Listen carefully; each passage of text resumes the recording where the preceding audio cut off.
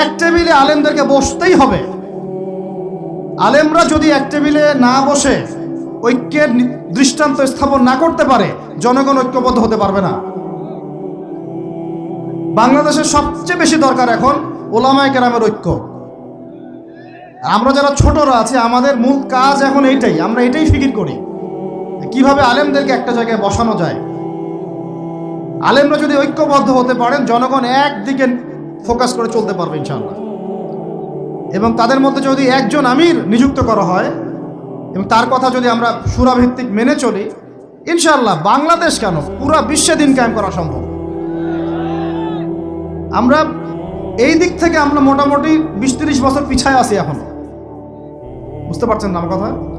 এই দিক থেকে দেখেন, আল্লাহ নবী সাল্লাল্লাহু আলাইহি ওয়াসাল্লাম মক্কাতেও সাহাবীদের মধ্যে কখনো বিভক্তি হতে দেন নাই।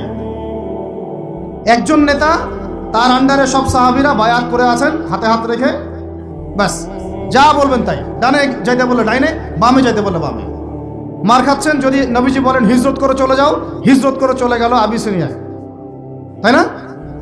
আর যদি নবীজি বলেন সবর করো, সাবরান আলা ইয়াসির ফাইন্নামা ওয়াইদাকুমুল জান্নাহ, সবর করো তোমাদের জন্য জান্নাত, সবর করতেছেন, মার খাচ্ছেন, তাও কোনো কথা বলতেছেন না।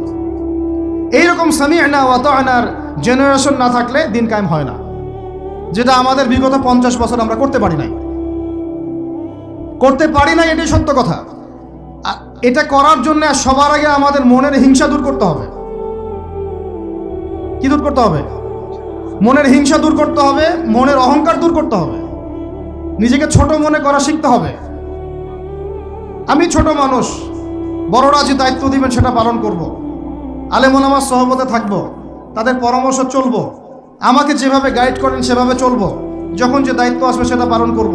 চিন্তা এরকম না থাকলে আপনি চলতে পারবেন না, বিদ্রোহী হয়ে যাবেন তখন। বেয়াদবি, এই যে প্রথম একটা কথা বলছি, বেয়াদবি। আমরা অনেকেই বড় বড় বরেণ্য আলেমদের সাথে বেয়াদবি করছি, তাদের মানিজ্য হানি করছি। অনলাইনে লাইভে চলে আসলাম, একটা কথা বলে দিলাম, পোস্ট দিয়ে দিলাম, ভাবছি আমি ইসলামের বড় উপকার করে ফেললাম। আদতে আমি বিশৃঙ্খল একটা অবস্থা ছিল, আরও বিশৃঙ্খলতা বাড়ালাম।